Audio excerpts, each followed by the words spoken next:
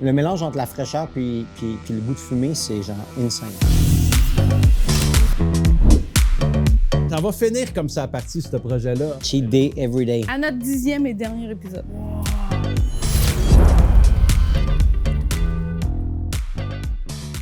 Salut tout le monde, bienvenue à la dernière épisode de la saison 1 de Sois pas triste, sois heureuse. Je suis très heureuse. C'est la dernière épisode de la saison 1. Ben, ça va finir comme ça à partir de ce projet-là, honnêtement. En force. J'ai adoré tout ce qui s'est passé ici, l'équipe en arrière, les recettes qu'on a faites, les invités qu'on a reçus. C'est une de mes plus belles expériences à vie. J'ai adoré, Alex, cuisiner avec toi durant tous ces épisodes-là. Ça a été super le fun. On s'entend qu'on n'a pas perdu de poids là, hein, dans ce tournage-là. C'était pas le but non plus. On s'est tellement amusé, on s'est régalé. Puis je pense que c'est encore ça qui va être la thématique de notre dernier épisode parce que aujourd'hui, c'est un défi qu'on nous a imposé. Ouais. Donc, on avait 3 ingrédients avec lesquels on devait absolument cuisiner que tout le monde a à la maison. Donc, pommes de terre, du fromage et on a la chance d'avoir l'émincé de steak de Lester's qui est un produit qui est très facile d'utilisation.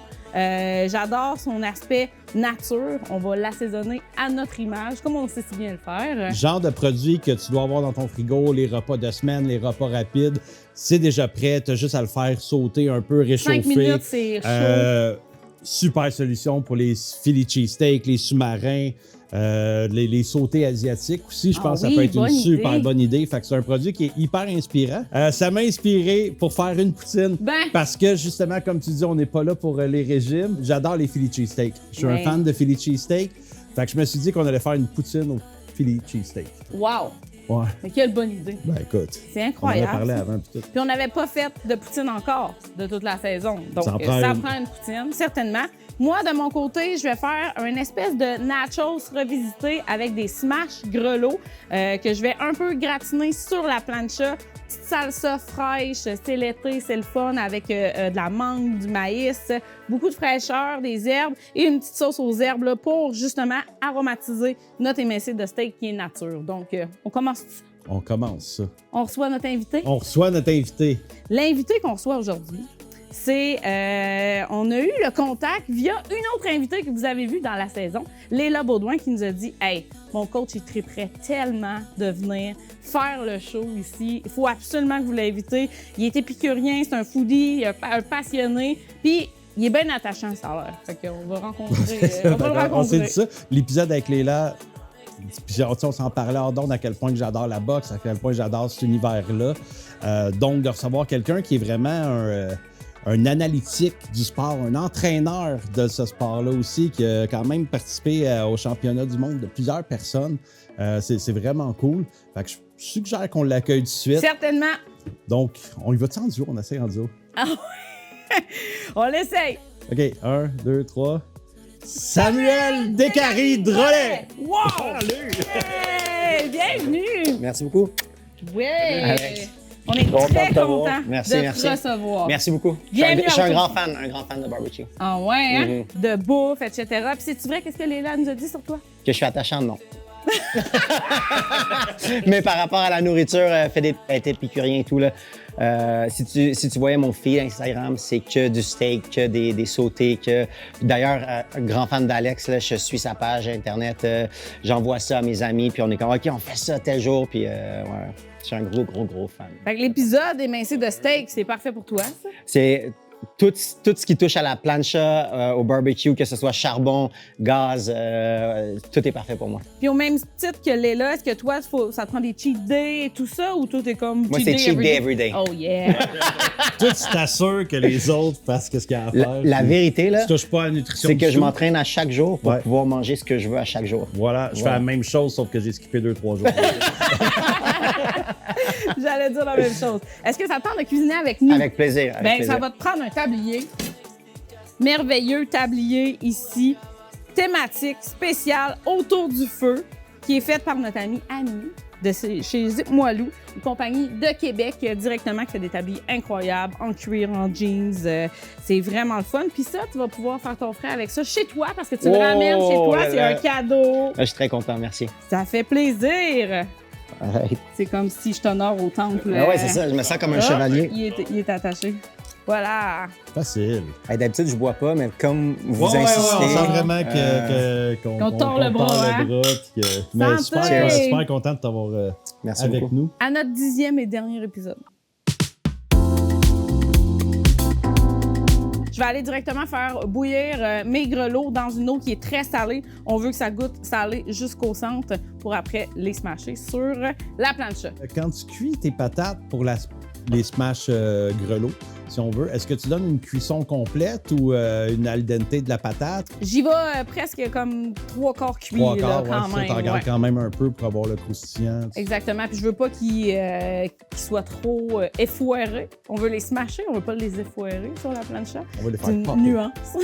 Là, si je suis pas en apprendre comme ça, là, tout le long de l'épisode, ça va me prendre un carnet de notes, s'il vous plaît.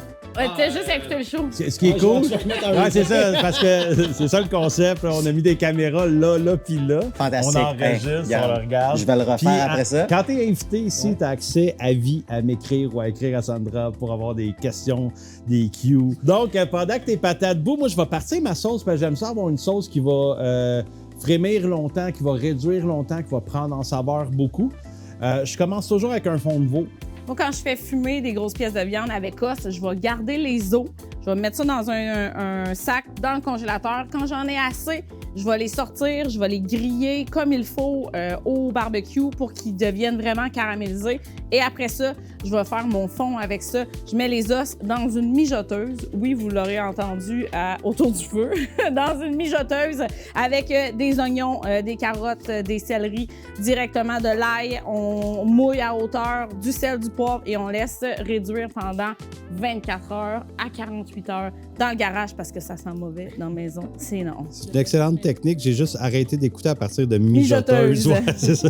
Donc, je vais avec une échalote française que je vais couper quand même assez, tu sais, une brunoise quand même assez fine parce que je veux pas tant qu'il y ait des gros morceaux ou quoi que ce soit dans ma sauce non plus. That's it. Je mets un peu de sauce soya, un peu de gras de canard. Le gras de canard va apporter une petite onctuosité, va apporter quelque chose de fun. Vous pourriez mettre du beurre, mais mettez du gras de canard. C'est ça juste la bon. recette. Puis, évidemment, la recette, là, tout ce qui est quantité, tout ça va être disponible sur le site Internet Autour du Feu, de même que tous les épisodes. Donc, vous pouvez voir l'épisode, vous pouvez voir la recette qui est associée à ça. La pâte de tomate.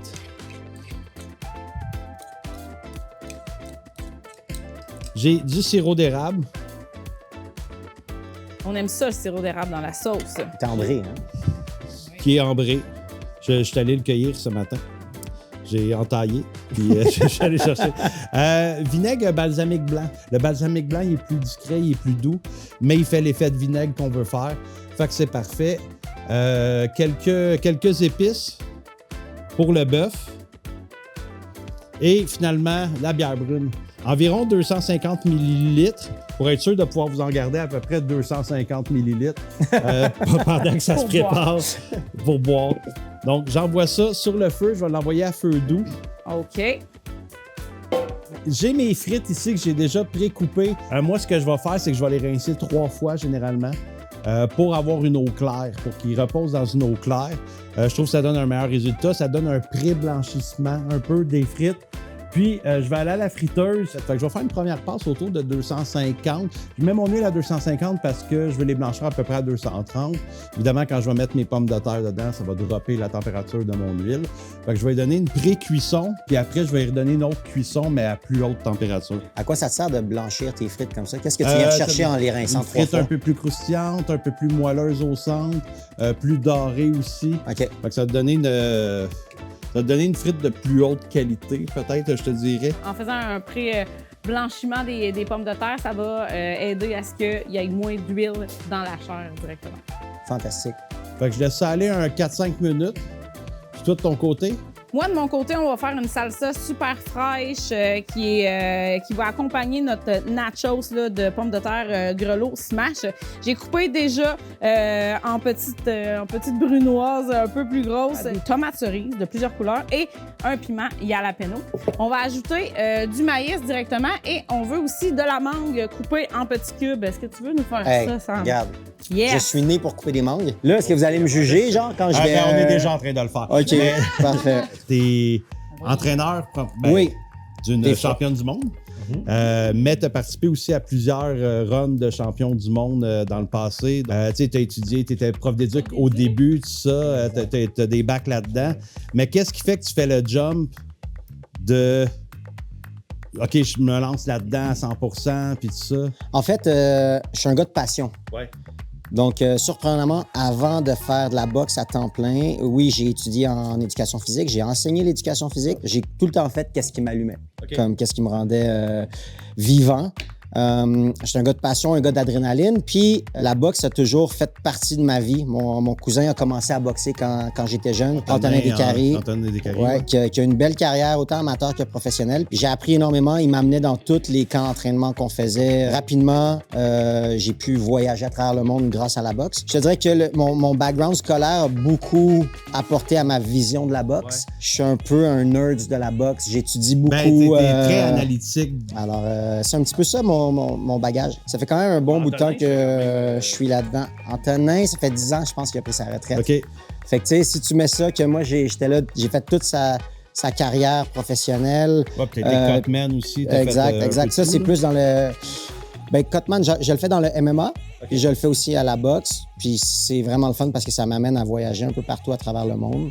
On peut-tu parler de sa technique de coupage de mangue, qui est quand même une très bonne technique? Ouais, somme toute. Non. C'est comme ça. C'est comme ça que j'aurais fait. Pour vrai? Ouais, exactement. Merci parce que j'étais un peu stressé. Il y a quelques années, là, si tu boxais sur HBO, c'était aussi gros qu'un championnat du monde. Avec Antonin, justement, ou avec David Lemieux, on est comme, wow, man, on a réussi. Là. Ouais, c'est ça. On faisait ça, mettons, à Las Vegas, tu sais, comme... T'es dans la mecque de la boxe et tout. Ça fait que c'était vraiment quelque chose d'incroyable. Là. Les temps changent, les diffuseurs changent aussi, puis les façons tout évolue. Là, tous les spectateurs qui changent de plateforme. Les plateformes évoluent, les spectateurs évoluent. Maintenant, on est beaucoup dans le fast-food. C'est-à-dire que les gens ils peuvent regarder les résultats sur les réseaux sociaux. Ouais. Au lieu de consommer un 12 rounds de show de dernière carte. Exact. Puis ça, on le voit aussi de plus en plus, même...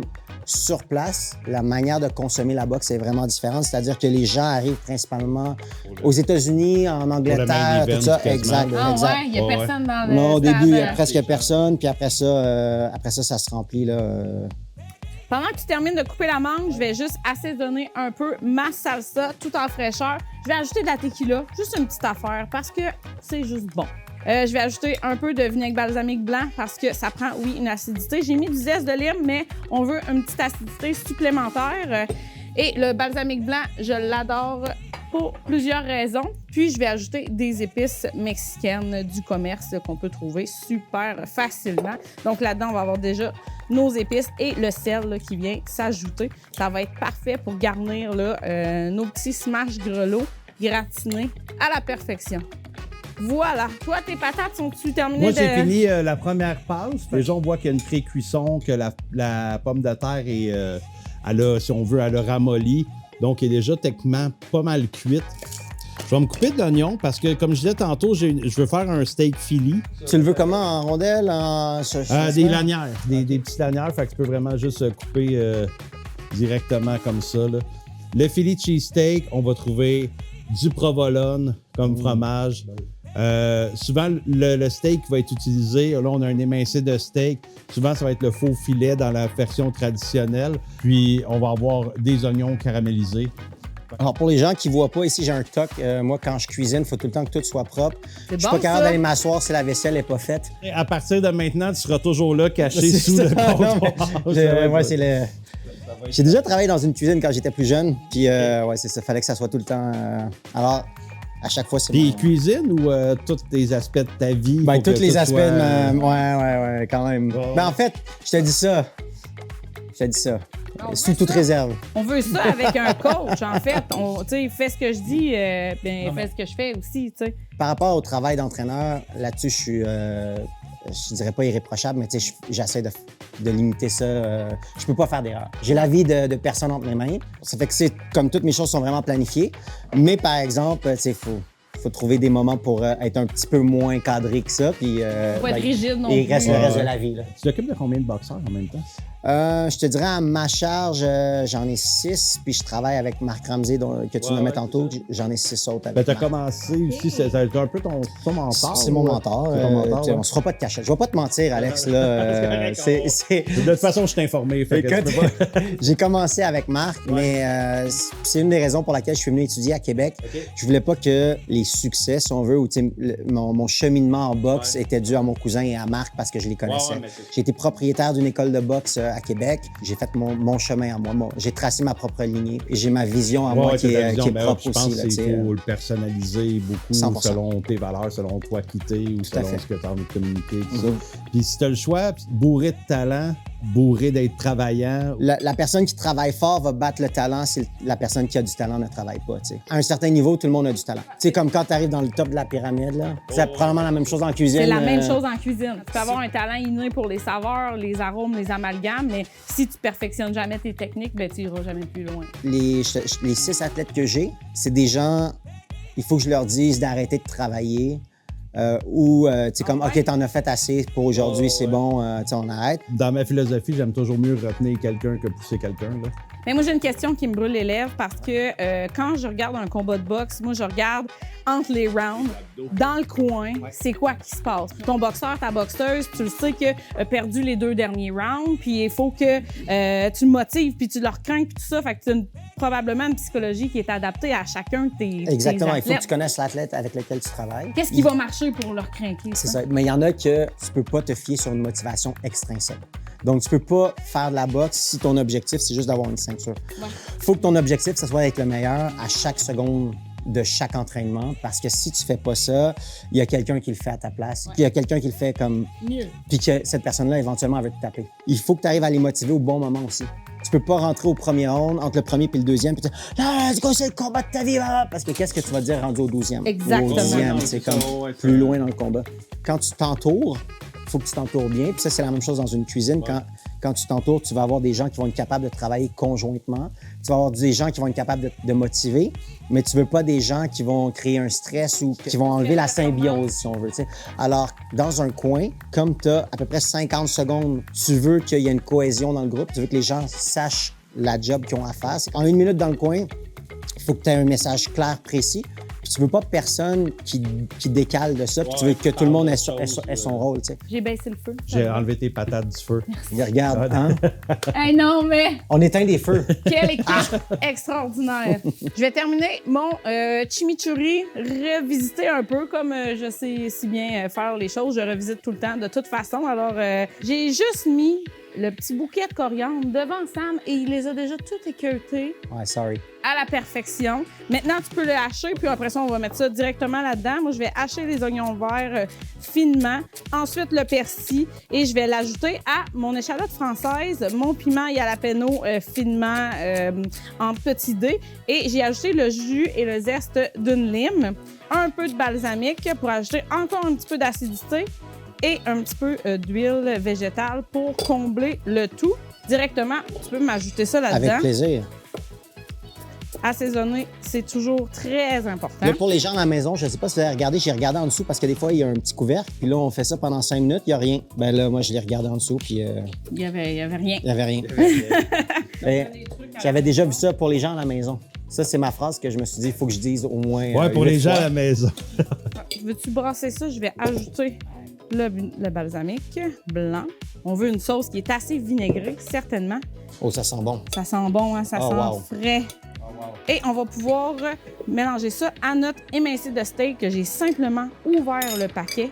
On en met, là, on ne gêne pas là, parce qu'on veut que ça goûte. Le steak est nature, c'est ça qui va venir aromatiser notre steak. Et j'ai mis un chunk de bois dans le fumoir, donc on va aller y donner un petit goût de fumée quand même, parce que moi, le bœuf, j'aime ça quand ça goûte fumé. C'est quoi l'arôme que tu vas rechercher avec ça? Moi, on est au Québec, je fume avec de l'érable. Puis, on se rappelle, à la maison, on vous a déjà dit... Pour les gens à la maison, on vous a déjà dit plusieurs fois que le goût de fumée, l'arôme de fumée, c'est le gras qui le prend. Alors, mon chimichurri, il y a du gras, ça ajoute du gras dans notre viande et c'est ça qui va capter le plus l'arôme de fumée. Donc, c'est pas pour rien que j'ai pris un type de sauce comme ça à base d'huile pour venir vraiment donner le goût de fumée à la viande qui va être parfait sur notre petit nachos revisité. Et là, je vais juste faire un petit aparté là, parce que souvent, les gens ils ont peur du gras. Ouais. Ils sont « Ah non, je veux pas manger ça, c'est gras, c'est gras ». Le gras, il est pas si mauvais pour toi, c'est plus les sucres. OK? Mais si tu manges pas de sucre puis tu manges du gras, ton corps, il va utiliser le gras comme source d'énergie. Donc, mangez pas de sucre, mangez plein de gras comme ça, puis ça va être super bon.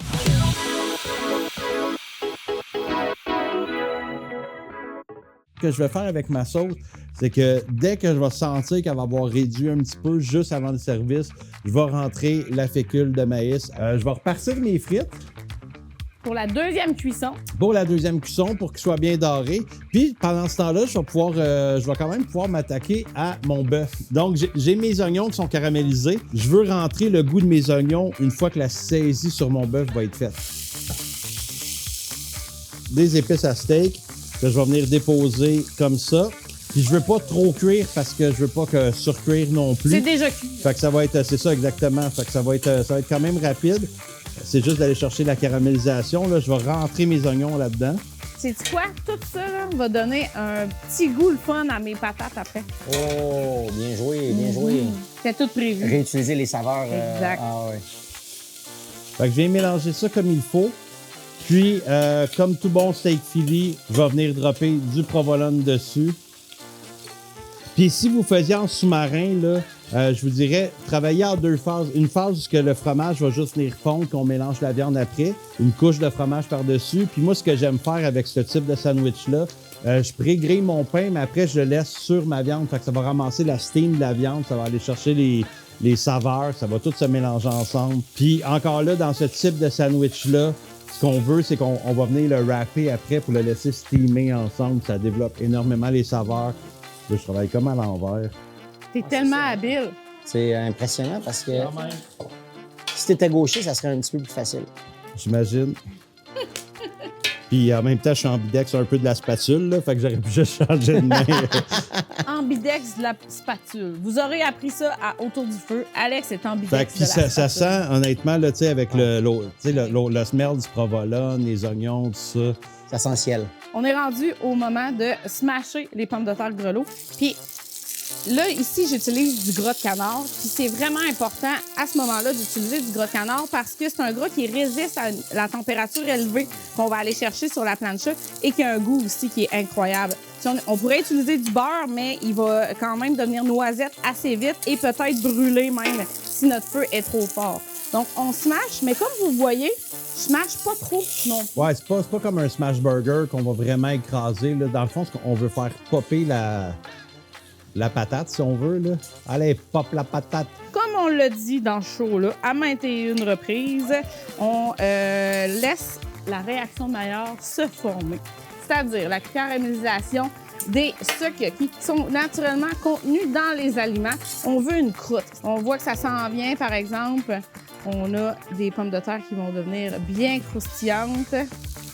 Là, tu rajoutes un du petit peu gras de de canard. gras de canard. Je veux vraiment que ça vienne faire frire un petit peu notre grelot. Puis, on va pouvoir venir gratiner directement sur la plaque pendant que la croûte... Ça, c'est excitant, ça. Ben oui, un fromage que j'adore, c'est le Pacific Rock. Voilà. Là, on a assez. Fait que là, il nous reste juste à dresser. Oui! Tout ça? Déjà! Déjà. Ça passe vite quand on a du fun, hein? Ah, c'est Tellement. l'enfer.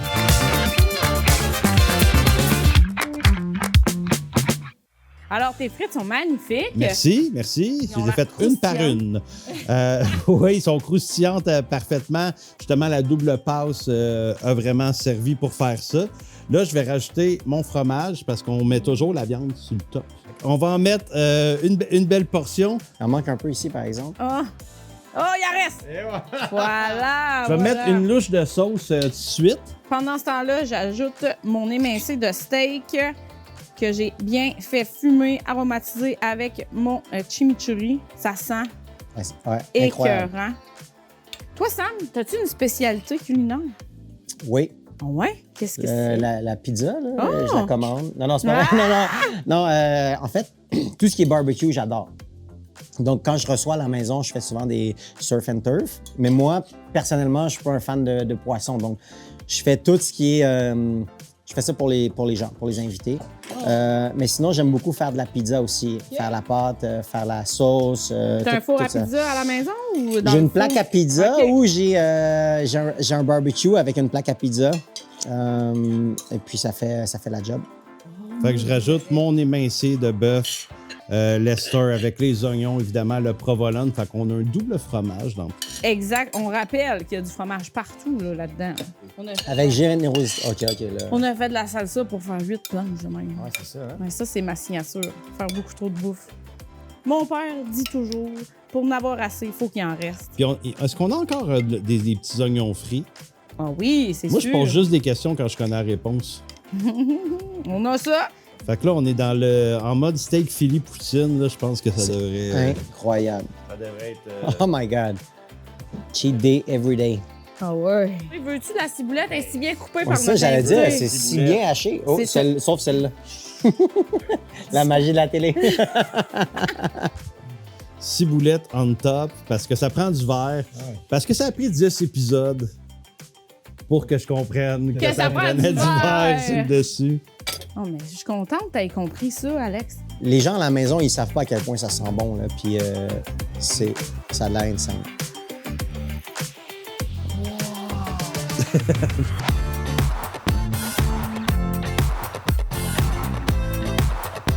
Décadent. Ça a l'air écœurant. C'est ça, j'essaie de chercher un mot équivalent à santé. On y va. Allez-y. On y va. Directement. Un peu de fraîcheur, un peu de viande. On va essayer d'une bouchée parfaite. Oh boy. Bouchée parfaite, hein? Table. Commence là. Hey, cheers. Santé. Comment? Il y en a tellement de saveurs là-dedans. Ah, c'est bon. On goûte vraiment le fumé. La mangue qui arrive à la fin aussi, là, qui est comme... Le petit fruit qui vient rehausser les autres saveurs avec l'acidité. On est rendu là, là. Dans l'extra fromage. Là. Ouais, mais ça prend Non, du moi, tu fromage, me gagnes là-dessus. Là. Oh boy. C'est ramassé, le... Il y a bien trop de stock. Je suis même pas capable de faire une bouchée qui va rentrer dans la bouche. Ouais. Avez-vous mis de la sauce piquante dans la sauce? On a rajouté un peu, on trouvait qu'il manquait un peu de piquant. C'est vraiment bon. On goûte la bière aussi. Ouais. J'aime ça. Là, j'ai pas eu assez de viande. Je retourne dans la viande avec les oignons. Il est tout blendé avec le provolone aussi, là, que le provolone, il a fondu autour, tout ça. C'est incroyable. Ah, c'est vraiment bon. Je viens de reprendre une bouchée de ça. La fraîcheur qu'il y a là-dedans. C'est bon, ouais. Le mélange entre la fraîcheur puis le goût de fumée, c'est genre insane. En tout cas, là, vous pouvez continuer de parler. Moi, je vais... Non, on va manger, on va faire manger l'équipe, évidemment. Puis on se retrouve une dernière fois de la saison. On va se retrouver autour du feu pour aller rapper ce show, mais cette saison-là qui a été incroyable. Puis je veux remercier l'équipe qui est derrière autour du feu. Totalement. Ces gens-là sont arrivés ici, l'attitude est parfaite, les gens sont parfaits, tout le monde veut aider, tout le monde... Moi, j'ai vraiment vécu une saison incroyable avec toute l'équipe technique qui est ici. Ces gens-là travaillent bien, travaillent fort, sont professionnels, sont sympathiques. Bref, sont les gens avec qui tu veux travailler sur ce projet-là. Très d'accord avec toi. Puis on a eu des journées avec des météos pas faciles ou des petits pépins d'électricité, etc. Tout le monde a toujours resté très positif avec le sourire. Puis sérieusement, j'ai fait des émissions de télé. C'était moins bien organisé que ça. Moi, c'est ma saison préférée jusqu'à présent. Ouais, d'accord. Je vais pas le dire. Je le dis, gars. 1 est dur. Je le dis, là, mais la saison 1, c'est vraiment ma préférée. Mais quand même, elle est de loin, là. Tu sais, comme... Je trouve que dans 1, là, quand t'es arrivé à la fin, man, ça a comme pow! Fait qu'on continue à manger. Évidemment, on invite toute l'équipe à le faire aussi, puis on se retrouve dans pas long. Pour vous, ça va être 2 secondes. Autour du feu. On est là, on est autour du feu. On a mangé beaucoup. C'était quand même des grosses portions. C'était excellent. Puis je pense que ça a été ça tout au long de la saison. On a eu des grosses bouffes, des belles rencontres, tout ça. Sam, toi, de ton côté, t'es en train d'une nouvelle championne du monde, ça, là, toi, t'as plusieurs athlètes à ta charge aussi. Fait que ton été, toi, est-ce qu'il est loadé ou t'as un été qui... Ben écoute, les dates ont changé un petit peu, mais j'ai un été somme toute chargé. Vu que j'ai beaucoup d'athlètes, j'ai jamais vraiment de temps mort parce que chaque athlète a son horaire. Puis moi, je dois me donner à 100% pour chaque athlète. Ça fait en sorte que j'ai pas beaucoup de temps libre pour moi. Mais regarde, je vis de ma passion. On en a parlé au début de l'émission. Je fais ce que j'aime. Je peux pas me plaindre. Je vis avec des individus qui veulent atteindre leurs rêves. je les aide à atteindre leur rêve. Il n'y a pas quelque chose de plus beau dans la vie, je pense. Ça va être tellement valorisant, stimulant. Wow. Ouais, exact. Alors, un été très chargé, mais je vais faire beaucoup de barbecue cet été, je vous le promets. Un immense plaisir aussi d'avoir été là aujourd'hui. Bien, merci à vous pour l'invitation. Tu sais, c'est un domaine que, tu sais, il y en a plusieurs, mais mettons, dans cette élite-là, il y en a très peu au Québec. Là. Quand quelqu'un veut s'embarquer dans un projet, il devrait avoir comme objectif d'être le meilleur. Right? Ben oui. Après ça, il y a des gens qui sont là puis qui peuvent t'inspirer, qui peuvent t'aider, qui peuvent te faire cheminer, qui peuvent t'appuyer, t'épauler, te donner des conseils. Mais il faut tout le temps que tu aies cette optique-là. Autant en cuisine qu'en sport. Les pionniers qu'on a eus au Québec puis au Canada avec des gens comme Marc Ramsey, Russ Amber, Stéphane Larouche, je pourrais en nommer comme des dizaines. Il y en a beaucoup. J'ai encore beaucoup de croûtes à manger, mais mon objectif est de faire progresser les fighters. Si eux, ils atteignent leur objectif, puis qu'on se rend jusqu'au bout, moi, je vais être heureux. Puis même si j'arrive pas à les dépasser, bien, au moins, je vais avoir fait mon possible. Comme je te disais au début, selon moi, tu shakes déjà le podium. La nouvelle philosophie d'un entraîneur aussi, avec une approche plus un peu psychologique à travers le sport, je trouve ça hyper inspirant. Merci beaucoup. Ça veut pas dire que je suis pas rough, par exemple. Là, si tu demandes à des athlètes, des fois, ils vont dire « Ouais, mais là, Sam, c'est très pédagogique, mais il y a des moments où il est très tranchant aussi. Ça fait partie de la game. » Je veux remercier les artistes invités, les gens qui sont venus de se déplacer, parfois de très loin, qui ont fait que ce show-là a été très humain, comme on voulait l'avoir.